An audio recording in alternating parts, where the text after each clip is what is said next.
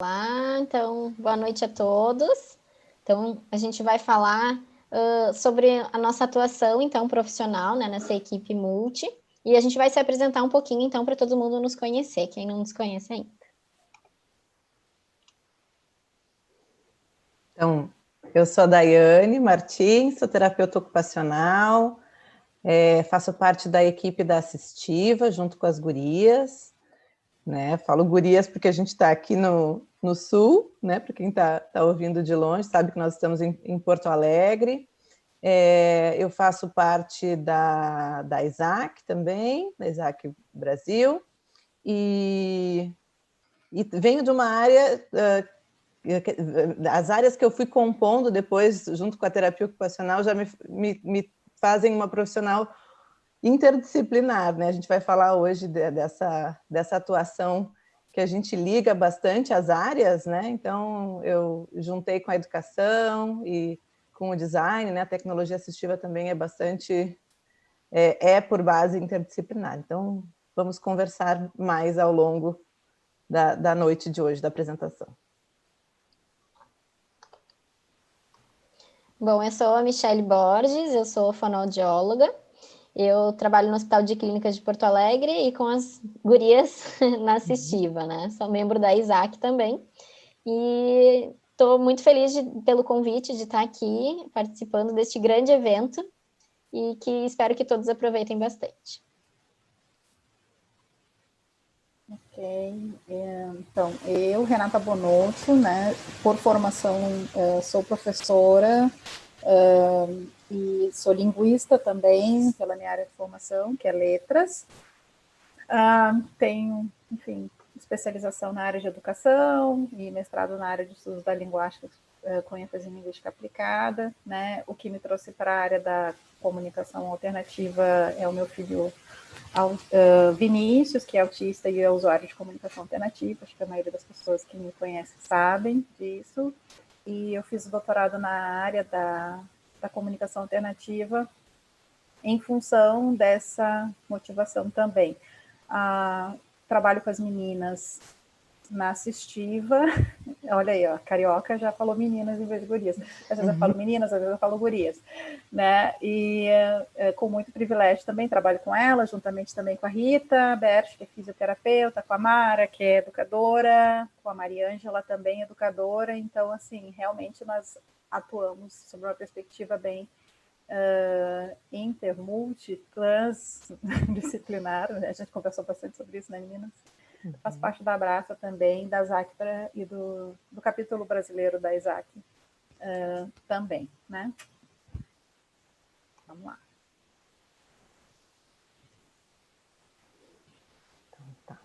Então, quero dizer que eu também estou super honrada de participar dessa noite, dessa conversa, e parabenizar o Comunicatea Paz pelo conteúdo que eles têm oferecido, né, que vocês têm oferecido lá no Instagram, e dizer que eu sou super fã, assim, super seguidora. Então, estão super parabéns, assim, porque...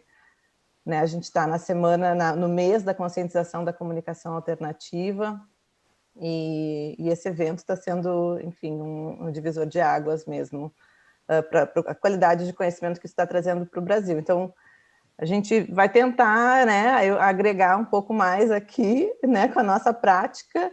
É um tema que a gente não fala muito, a gente atua, né?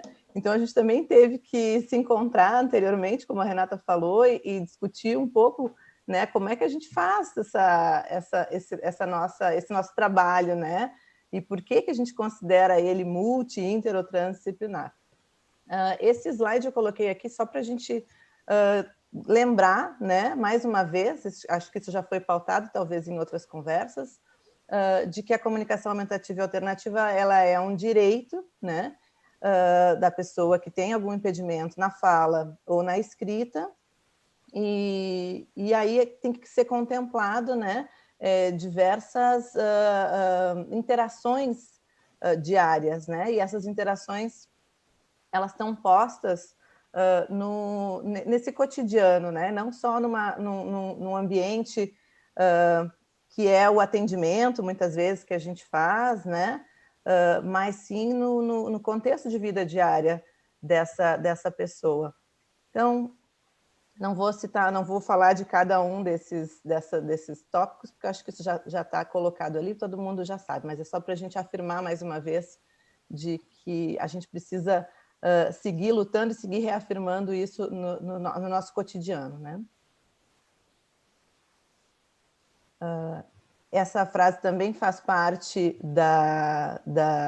do Comitê Nacional, né, das pessoas com necessidades complexas de comunicação, que elaborou essa cartilha ali dos direitos, e diz que todas as pessoas, independente da extensão ou gravidade de suas deficiências, têm o direito básico de afetar, por meio da comunicação, as condições de sua própria existência, né? Mais uma vez, a gente afirmando o direito do sujeito.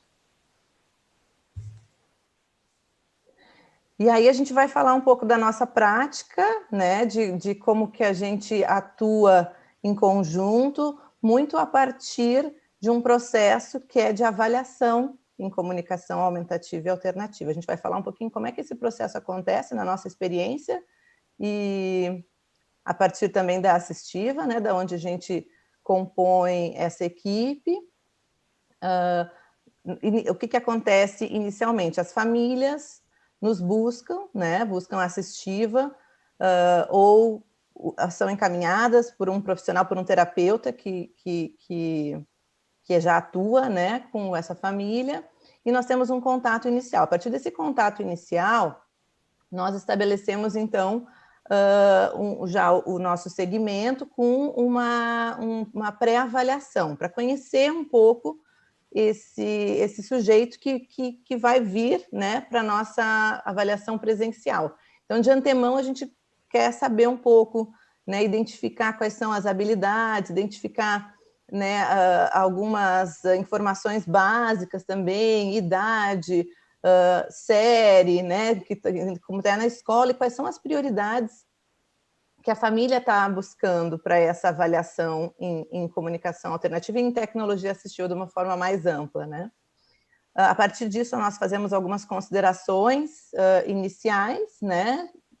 Já imaginando o que a gente pode organizar para o encontro, né, presencial, o encontro inicial de avaliação.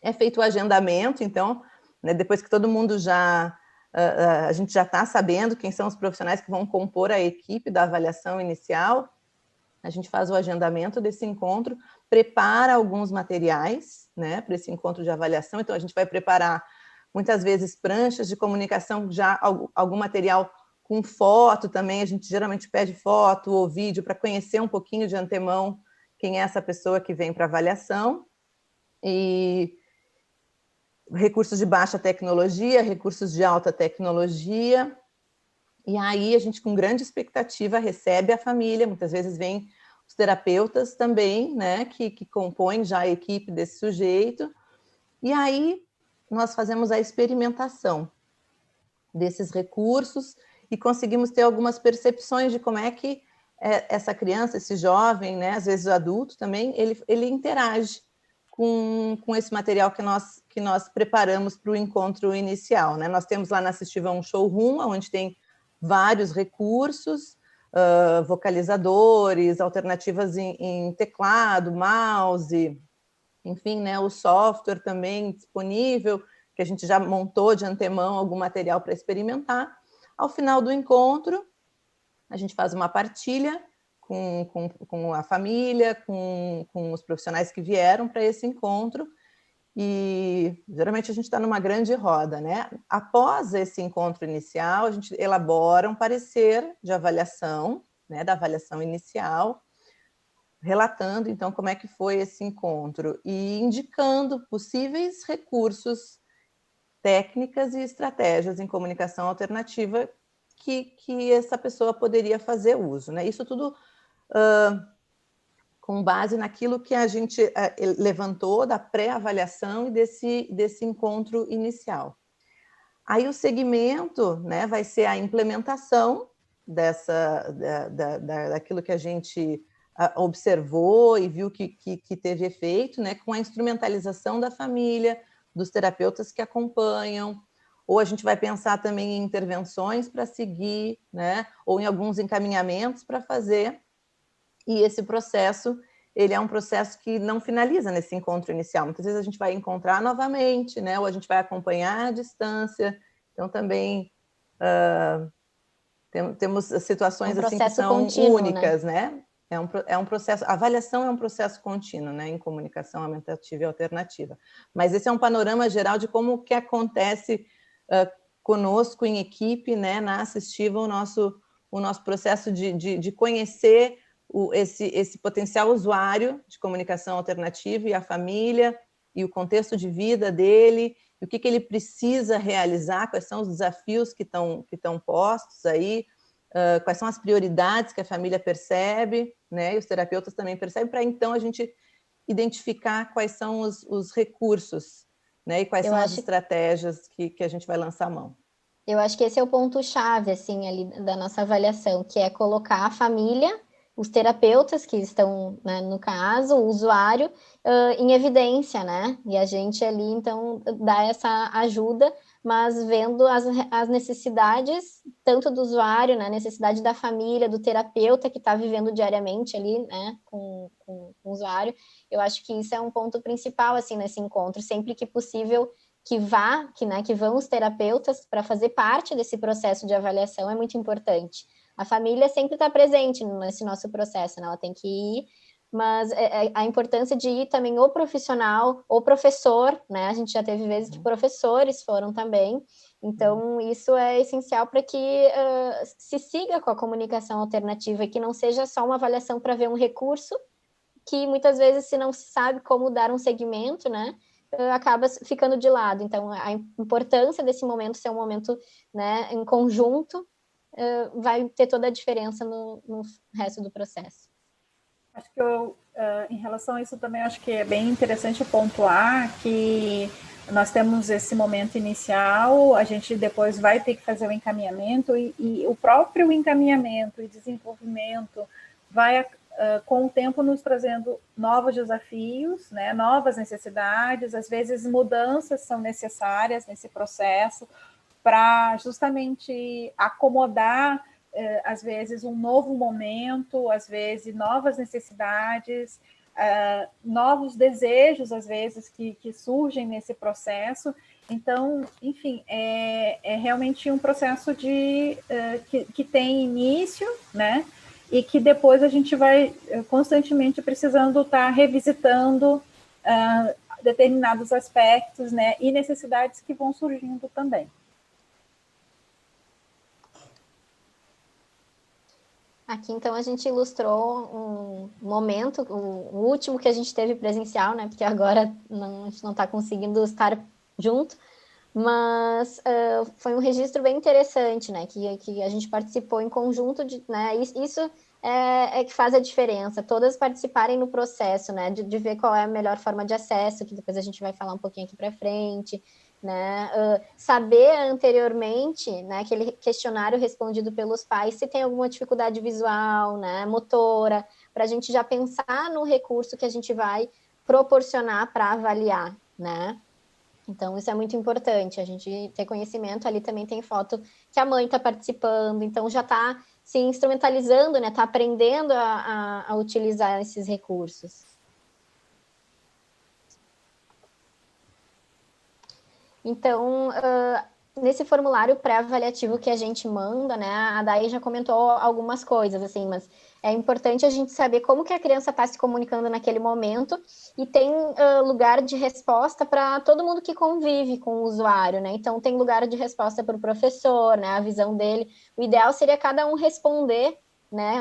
Entregar um para o professor, entregar para o fono, enfim, para todo mundo que faz parte da equipe, para os pais, e todo mundo responder qual a sua visão.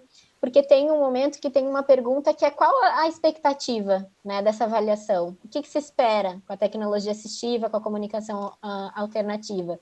Então, nisso a gente já consegue desenhar e pensar em diferentes, né, recursos de alta e baixa tecnologia. A gente consegue tentar produzir esse material, né, para na hora poder apresentar ele.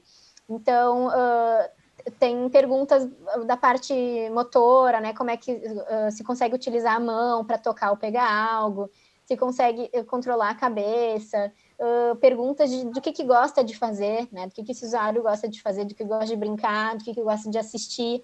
Então, a gente vai trabalhar também a montagem disso.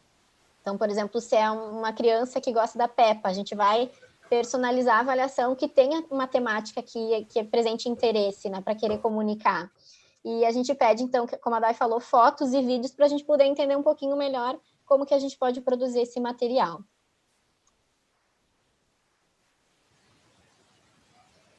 Ok, então, eu, em geral, me preocupo bastante com a parte de ferramentas também para ir buscando as informações para essa avaliação, né? Então, esse questionário, ele vai trazer para nós já algumas informações iniciais com o perfil geral da pessoa, inclusive o perfil sensorial. E aí, quando eu estou falando em relação ao perfil sensorial, eu estou realmente falando dos componentes mesmo, né, que a gente sabe, né, como é que funciona a visão, como é que funciona a audição, como é que é o tato dessa pessoa. Então, tem variados elementos, né? Aí, sensório-motores, que essas informações são extremamente importantes para a gente, e aí esse questionário inicial já nos traz essa informação, né? Eu utilizo, em geral, uma ferramenta que se chama matriz de comunicação, que, de acordo com o sujeito, né, ela avalia habilidades iniciais da comunicação, né, as habilidades que são esperadas, por exemplo, para um sujeito de 0 a 2 anos, mas que às vezes a gente tem pessoas, né, crianças, inclusive jovens que têm mais idades, mas ainda não atingiram aqueles objetivos que são os iniciais que a gente pode ter essa expectativa. Quando a gente tem um sujeito que tem mais habilidades, né, de comunicação percebidas e desenvolvidas, talvez eu, em vez de usar a matriz de comunicação, proponho a utilização do perfil pragmático para comunicação aumentativa e alternativa, que é uma outra ferramenta também. Nesse processo também, uma outra ferramenta que às vezes eu utilizo, que me ajuda bastante a pensar já o tamanho, o tipo de símbolo, né? O tamanho da grade, se a gente vai usar alta tecnologia adiante, ou alguns conceitos da parte da linguagem também. Por exemplo, se a criança faz categorização, se ela já tem um vocabulário inicial, já um repertório inicial de vocabulário. Então, tem esse aplicativo que eu utilizo, que é uma aplicação do iPad, que se chama AAC Genie, que eu também, em alguns momentos, utilizo também nesse processo de avaliação para me trazer mais dados. Uma outra ferramenta que eu comecei a explorar mais no ano passado é o AAC Profile, né? Não é uma ferramenta que está disponível em português, mas que ela também é uma ferramenta que traz elementos interessantes, então, ocasionalmente, eu olho aqueles itens também para pensar em termos de, enfim, itens que talvez possam nortear decisões e a definição de objetivos.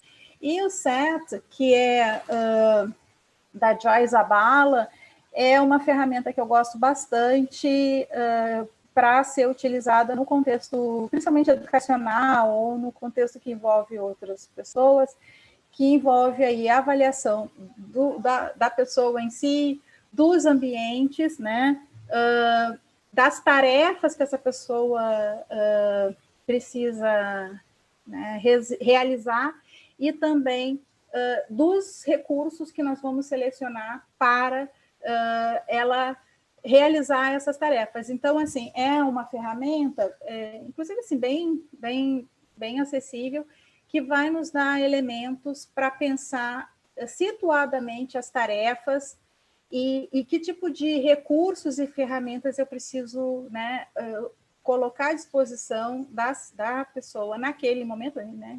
Em geral, a gente trabalha bastante com criança, mas da criança, naqueles contextos, para que ela possa participar, né? Então, assim, essas são algumas ferramentas também que a gente utiliza no nosso processo de trabalho aí, conjunto, que eu acho que funciona e casa muito bem com o contexto de casa, né? Desculpa, escolar.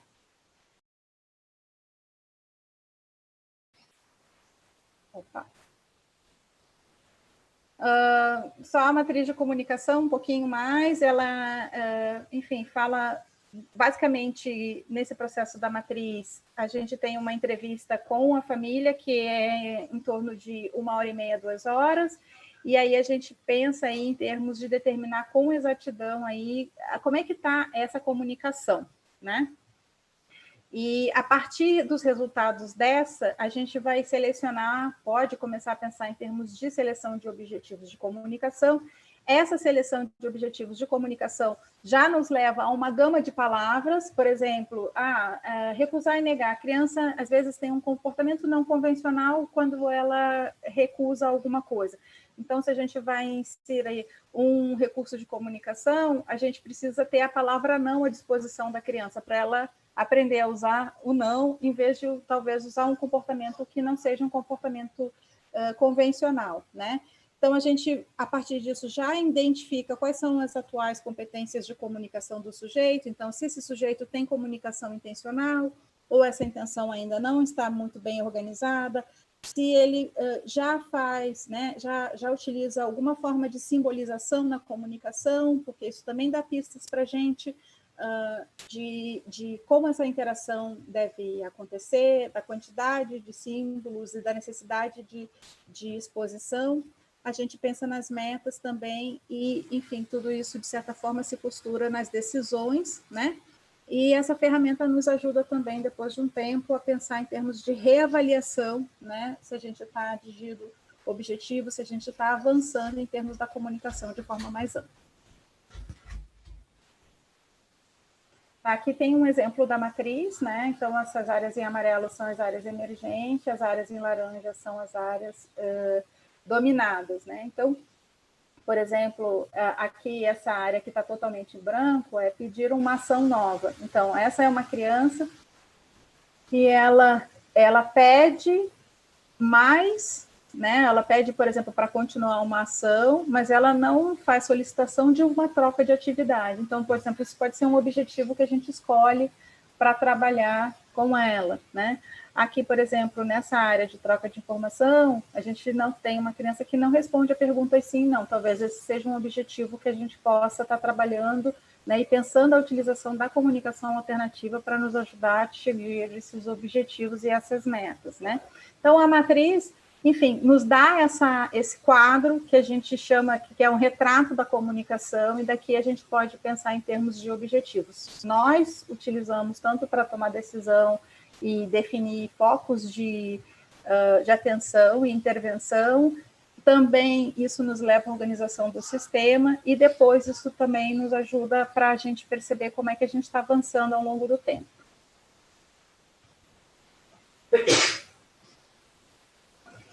Tá? E acho que um aspecto que é extremamente importante da gente levar em conta, né, nessa caminhada, é realmente a necessidade de presumir competência, né?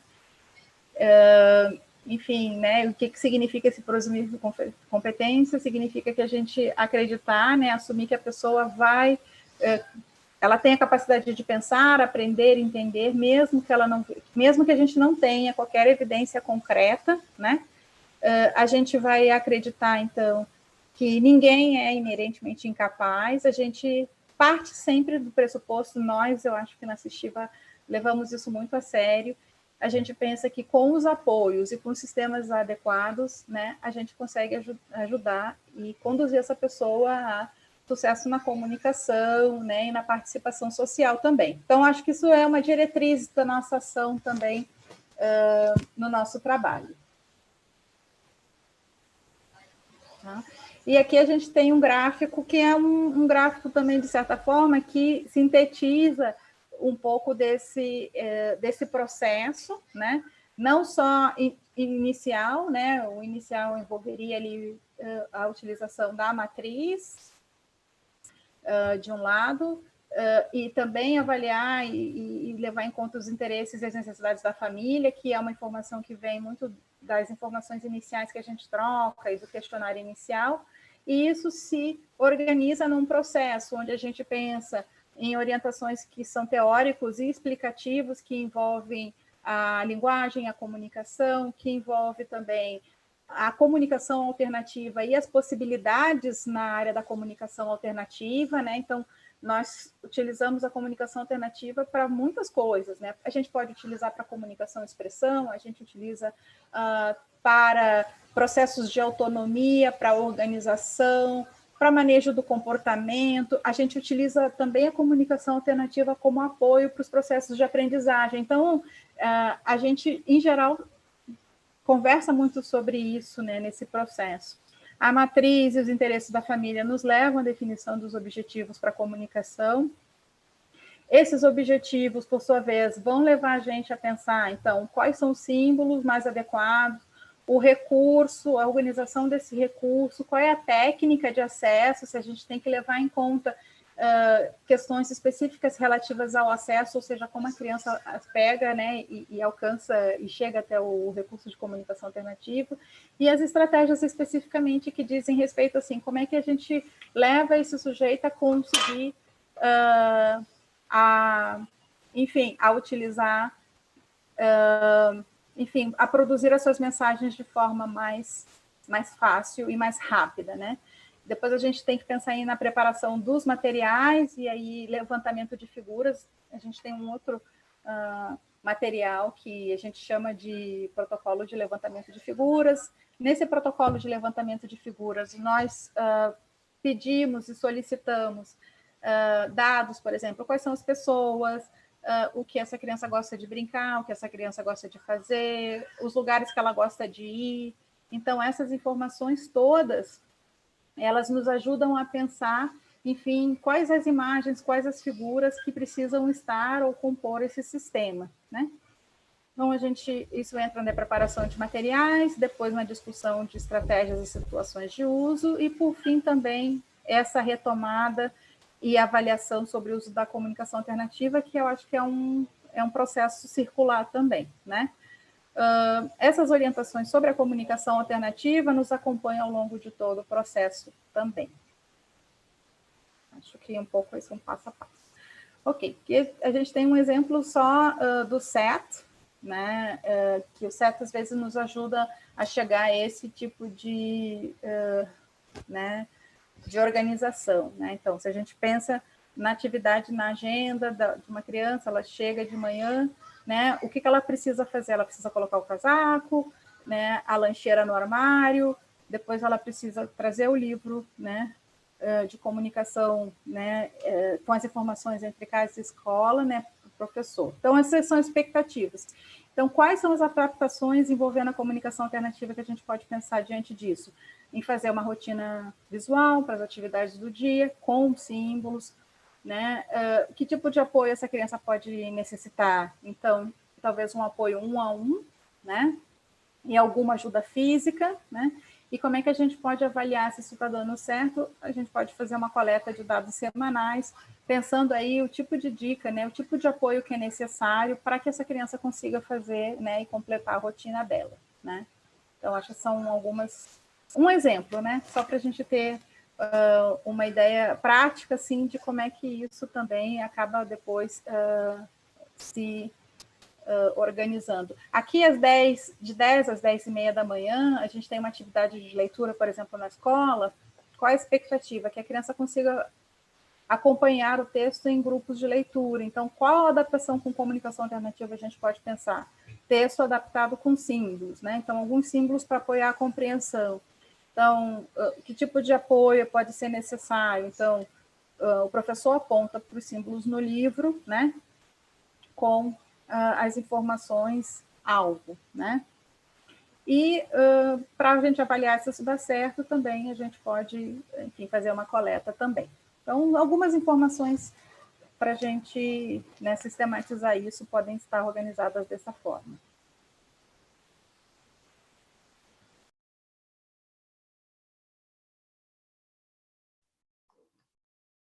Então, a partir dessa avaliação inicial, dessas considerações iniciais que a gente faz de um levantamento que é sensível, que é abrangente, mas que também dá conta de utilizar algumas ferramentas, né, para apoiar esse processo, a gente vai identificar quais são os elementos, quais são os componentes de um sistema de comunicação que essa pessoa vai poder utilizar. E é claro que a gente vai também ter muito essa indicação com base na nossa experiência, né? Cada um do seu ponto de vista, para a gente poder compor isso junto com a família, né? Nós, enquanto equipe também, quais são as ferramentas que a gente tem maior domínio, a gente percebe que podem ser mais eficientes, né? Em termos também, muitas vezes, de possibilidade de aquisição ou de a possibilidade de esse recurso estar disponível na escola, né? Então, a gente vai identificar que um sistema de comunicação alternativa, ele tem que envolver, vou te passar o próximo, envolver símbolos, né? Ele vai envolver recursos, ele vai envolver técnicas e ele vai envolver estratégias, né? Dentro de símbolos, a gente considera uma gama enorme que existe de possibilidades, para além dos pictogramas, né? Mas também considerando que símbolos também são objetos, também são palavras, né? E a gente tem, preferencialmente, enquanto equipe, utilizado 2 sistemas pictográficos, que são o Arazaki e o PCS. Tá? Existem outros, vocês estão vendo ali, mas esses são os que a gente tem de forma mais acessível e com, enfim, com mais experiência também de uso, né? Apesar de outros sistemas estarem disponíveis em outros recursos também.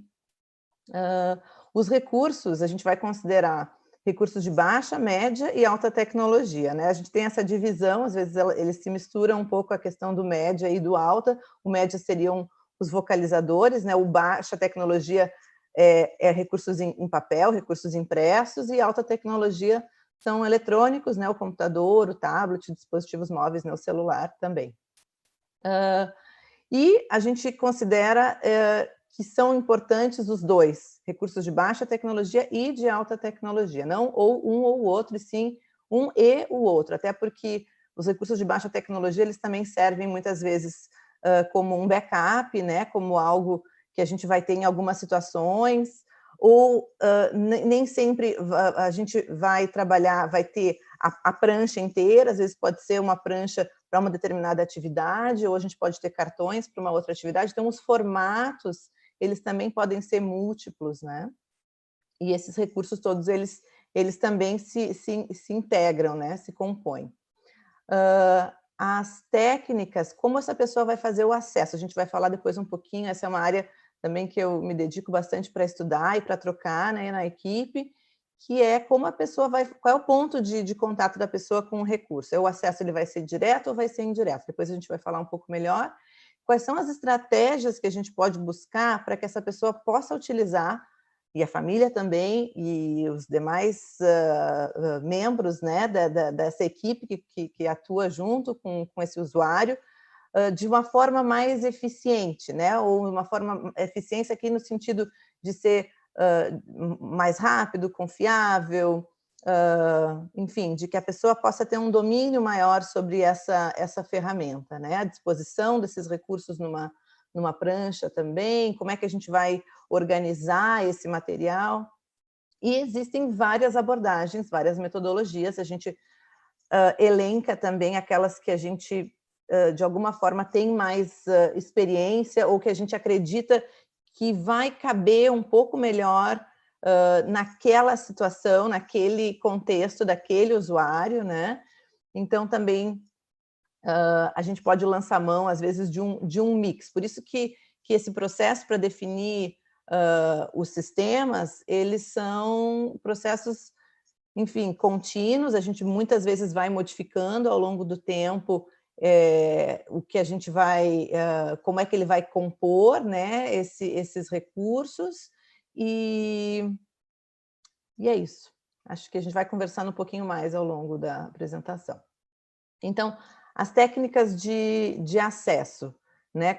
Acesso aqui é o ponto de contato entre a pessoa e o recurso de comunicação. Então, imagina aquela prancha impressa, ou os cartões, ou o recurso no tablet, né? O aplicativo, como é que essa pessoa vai fazer uso desse material, tá? Para isso, para chegar nesse ponto, a gente considerou, né, no processo de avaliação, quais são as habilidades, quais são as características, quais são as preferências que esse usuário tem, porque muitas vezes a gente vai experimentar mais de um recurso e a gente percebe pela expressão dele, pela indicação também, né, dele, da família, dos professores, que nos indicam, né, que um recurso pode ser mais favorável do que o outro, né? Mesmo muitas vezes a gente percebendo enquanto terapeuta que, olha, me parece que esse daqui poderia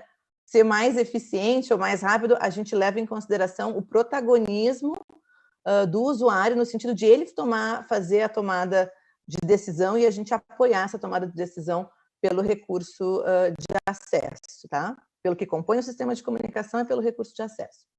Então, é claro que para isso a gente tem que experimentar. Muitas vezes a gente vai considerar, né, quais são os recursos, quais são as... Mas se não tiver como interagir com esse material, a gente fica muito no campo das ideias, né? Então, por mais que a gente perceba, né, num processo, não, eu acredito que vai ser tal recurso, ou tal forma, ou vai ser o POD, ou vai ser o CORE, ou, né, ou vai ser, enfim, as pranchas com abas, né, só mesmo na experimentação, né, o determinado tamanho de quadrante ou volume, na experimentação que a gente vai conseguir identificar como que ele pode fazer o acesso. E aí a gente vai fazer esse segmento e perceber que ao longo do tempo o recurso de acesso ele também pode ir mudando. A gente pode começar com uma criança pequenininha, por exemplo, com um botão acionador, trabalhando bastante causa e efeito, por exemplo, histórias no PowerPoint, inserindo os cartões também com os pictogramas, e depois a gente evoluir para uma alternativa em mouse, por exemplo, né, processo direto. Então, podemos passar aí. Então, aqui eu já falei do acesso ao ponto de contato entre a pessoa e os recursos, a gente considera as habilidades do usuário, as preferências dele também, considera qual é a precisão que ele tem ao apontar, por exemplo, né? Muitas vezes a gente vai ver que o usuário pode ter uma dispraxia, né, uma dificuldade no controle do movimento e que não vai ter tanta precisão, por exemplo, no apontamento. Ou, às vezes, o apontamento também não vai ser possível, né? Ou que ele consegue apontar, mas ele cansa muito, é um esforço muito grande, né? Ou tem algumas questões sensoriais também envolvidas, ele também não vai querer apontar. Então, tudo isso a gente também tem que levar em consideração para identificar qual vai ser a técnica de acesso, tá? Para um acesso mais eficiente. Então, o apontar e o acesso direto é um meio preferido quando ele é possível, né? A gente pode pensar que o apontar não precisa ser só com a mão, com o dedo, mas pode usar outras partes do corpo, né? A mão também pode ter outras configurações de posição, como a mão em figa, né? Como apontar de uma forma com o polegar, por exemplo. Isso vai depender também como que está a questão do posicionamento, se usa alguma órtese na mão, ou você vai fazer um apontamento com o cotovelo ou com o pé, né? Eu já vi apontamento com o nariz, já vi apontamento com a língua também. Então, a gente às vezes se surpreende, né, de como é possível também fazer essa interação e esse acesso. E alguns usuários vão permanecer, né, vão fazer questão de permanecer naquela forma que eles já dominam, né? E a gente respeita, porque essa é uma preferência.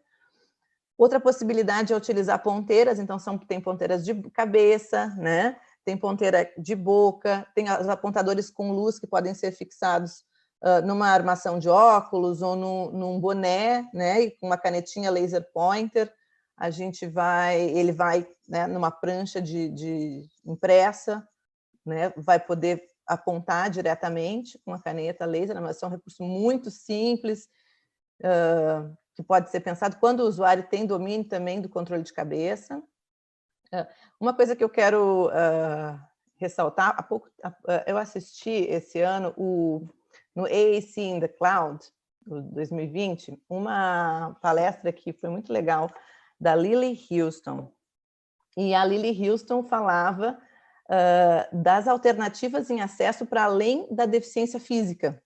E ela trazia alguns exemplos de pessoas com transtornos do desenvolvimento, não necessariamente com dificuldade motora importante, significativa, mas que ela pensava e implementou, inclusive teve resultado, de recursos, de alternativas em acesso para essas pessoas que foram bem eficientes. Então, só queria deixar isso para ressaltar, porque muitas vezes a gente vai pensar nessas ferramentas pensando no usuário com deficiência física, enquanto a gente também pode pensar em outras situações também, tá? Para deixar isso bem mais amplo aqui. Pode passar. Por exemplo, a técnica de seleção pelo olhar, né?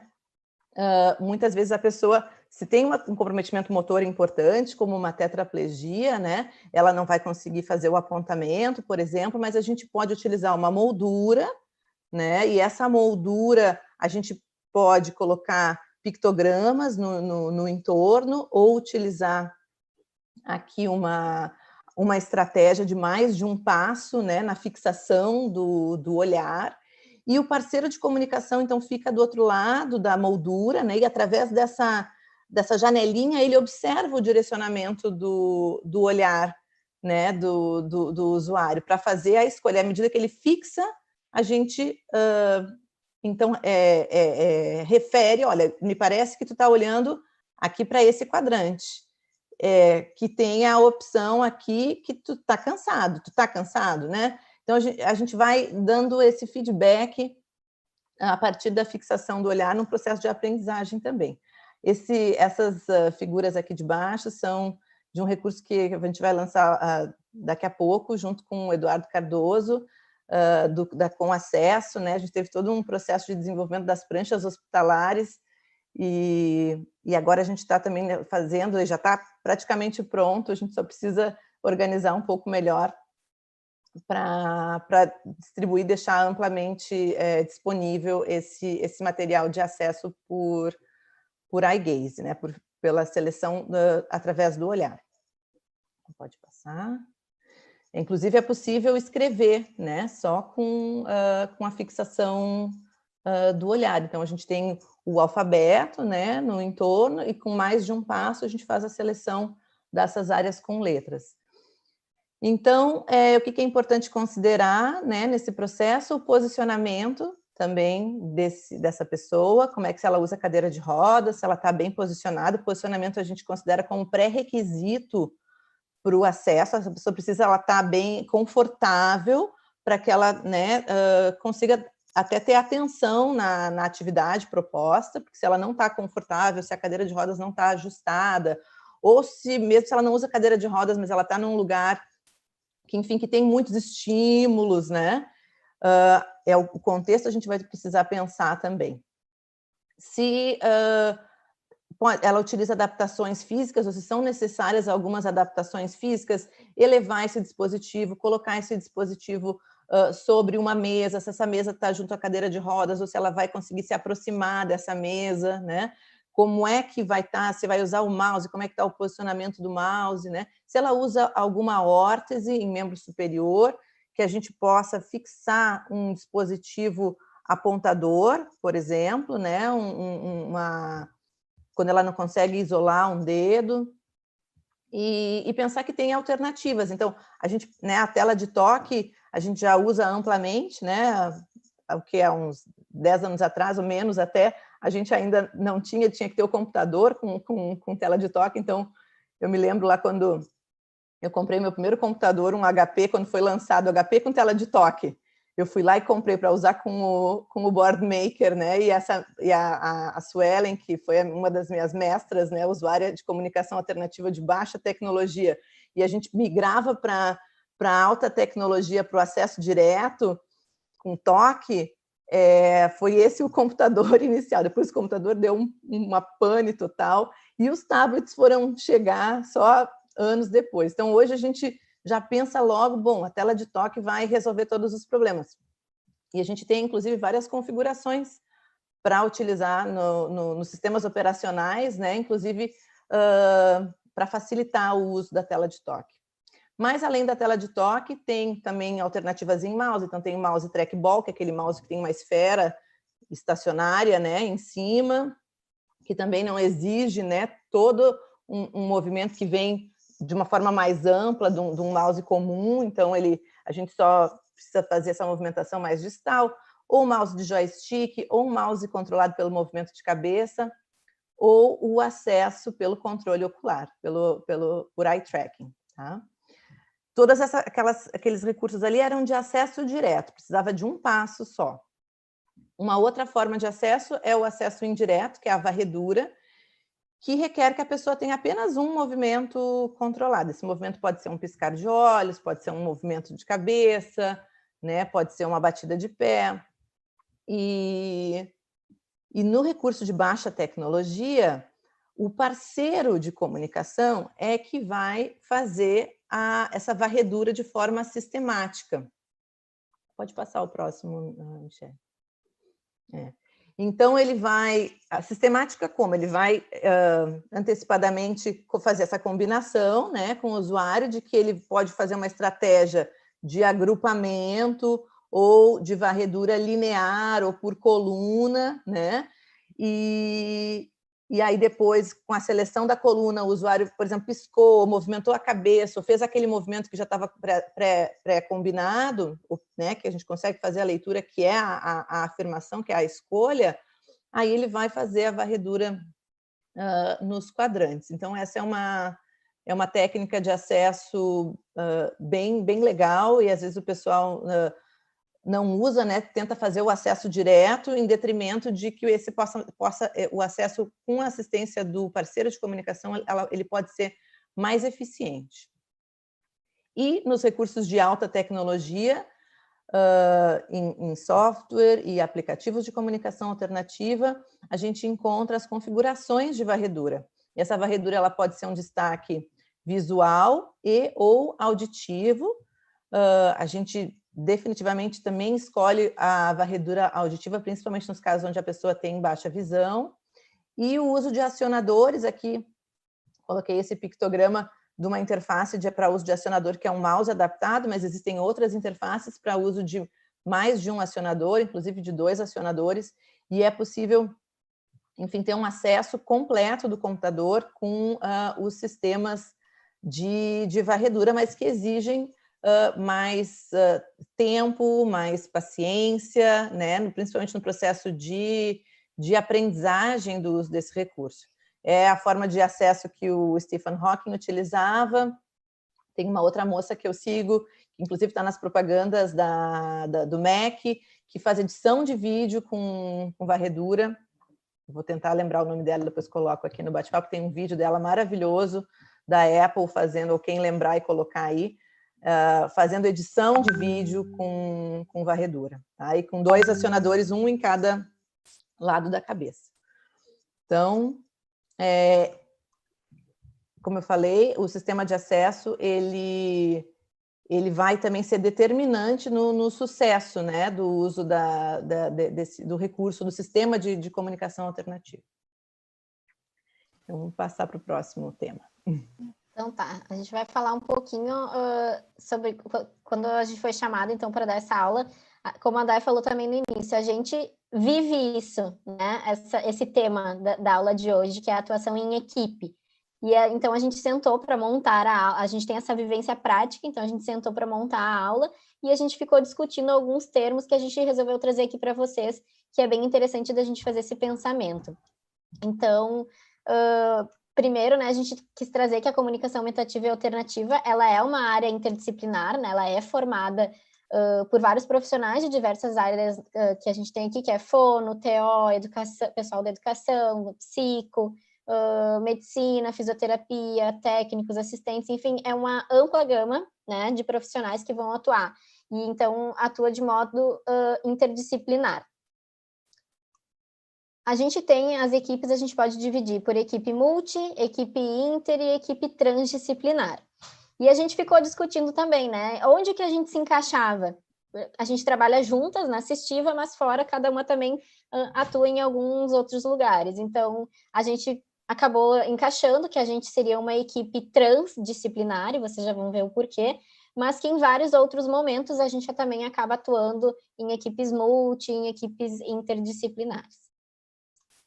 Então, a equipe multi, né, é uma equipe formada com terapeutas, né, diversos terapeutas, e que esses terapeutas, cada um vai fazer sua avaliação, vai seguir, né, os seus objetivos, e sempre em contato com o usuário de comunicação e com a família, mas tendo pouca comunicação entre os profissionais, né, então a avaliação é mais individual, os objetivos são mais individuais para benefício daquele usuário. Já uma equipe interdisciplinar tem mais trocas entre os terapeutas, né? E cada terapeuta vai ter a sua troca com o usuário e com a família que utiliza a comunicação aumentativa e alternativa, né? Então, aqui a gente começa a perceber essa maior interação, né, entre os terapeutas que atuam. E uma equipe transdisciplinar, então, uma equipe que vai estar o tempo todo, né, se comunicando enquanto terapeutas, e vão estar falando sempre a mesma língua, né, com esse usuário e com essa família. Esses profissionais, então, eles vão estar sempre um com o outro, não vai ter uma barreira, então, assim, eu sou fonoaudióloga, não vou trabalhar só as questões fonoaudiológicas, né, então a gente passa essa barreira, eu não vou atuar na área de terapia ocupacional, por exemplo, mas a gente tem essa liberdade de transitar entre as áreas, né, e poder auxiliar, enfim, e discutir isso mais de perto. Então, é uma equipe com muita mais troca, né, e vão estar sempre trocando também com o usuário e com a família. Bom, então, a gente, vendo alguns artigos, a gente conseguiu ver que esse modelo transdisciplinar, ele é um modelo mais recomendado na prática de comunicação aumentativa e alternativa, né? Então, também a gente percebeu que o que essas equipes acabam interferindo, né? O que acontece com as equipes diferentes, né? Que a família tem que estar sempre o centro, né? A família e o usuário tem que ser sempre o centro dessas equipes, mas tem que ocorrer a troca entre equipes também. Então, se viu também que equipes menores, né? Quanto menor a equipe, mais vai ser fácil de ter trocas. Então, tem alguns artigos que descrevem que, por exemplo, se são pessoas, terapeutas de clínicas diferentes, o acesso à comunicação é um pouco mais dificultado, né? Se são pessoas todas de uma equipe só, de uma clínica só, né, de um modelo, ocorrem muito mais trocas e isso acaba sendo um benefício, né, para esse usuário. Bom, então a gente depois delineando as equipes, né, a gente tem algumas bases de sucesso, eu sei que o nosso tempo já está estourando, mas só para a gente finalizar, assim, tudo que a gente falou hoje, né, a nossa atuação na prática tem uma base para esse sucesso, né? Então, tem todos aqueles recursos, mas a gente sabe que o recurso pelo recurso não vai se encaminhar sozinho. Então, se fosse assim, seria muito mais fácil. Mas a gente precisa ter bases para isso acontecer, para utilizar o recurso de maneira adequada. Então, a modelagem, né? Então, já foi bastante falado também nas outras aulas dos REPs, né? A modelagem é muito importante, então, a gente mostrar, né, para o usuário como que se utiliza aquele determinado recurso, a prancha, o tablet, a gente falar e modelar, né? Então, a gente aprende a se comunicar, quando a gente nasce, a gente vai escutando, né, as palavras, a gente não mede as palavras que a gente vai falar para uma criança, a gente vai aprendendo, a gente vai escutando. Então, a mesma coisa com a comunicação aumentativa e alternativa, a gente não vai receber um tablet e aprender, né, da magia, assim, a gente vai vivenciar isso, a gente vai ver as pessoas utilizando e vai aprender a fazer o uso nesses recursos. A gente também tem que ter um parceiro de comunicação, né? E um ambiente que colaborem para esse processo, né? Então, o ambiente tem que ser um ambiente positivo, a gente tem que entender que a comunicação alternativa não é simplesmente um interrogatório, né? A gente não é um jogo de perguntas, onde está o amarelo, aponta para mim o gato, né? Muito mais que isso, a gente já falou das funções comunicativas também aqui, nas outras aulas também, então a gente sabe que a comunicação é muito maior que isso, é uma interação e não um interrogatório, né? Então, a gente manter esse ambiente positivo é muito importante. A gente tem que aprender a aguardar, né, uma resposta.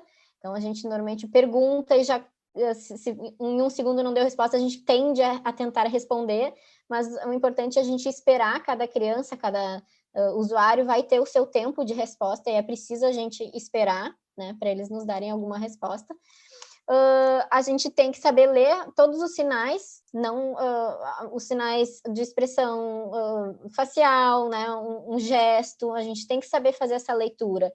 Então, às vezes muitas pessoas acabam se frustrando porque não está usando necessariamente, por exemplo, um tablet, né? Tenho ali o recurso, mas não está se comunicando por ali, mas a gente tem que saber ler esses outros meios de comunicação, né? Não é só porque a gente deu um tablet que tem que comunicar tudo por ali. A gente vai continuar aceitando todas as formas de comunicação e tem que exaltar isto.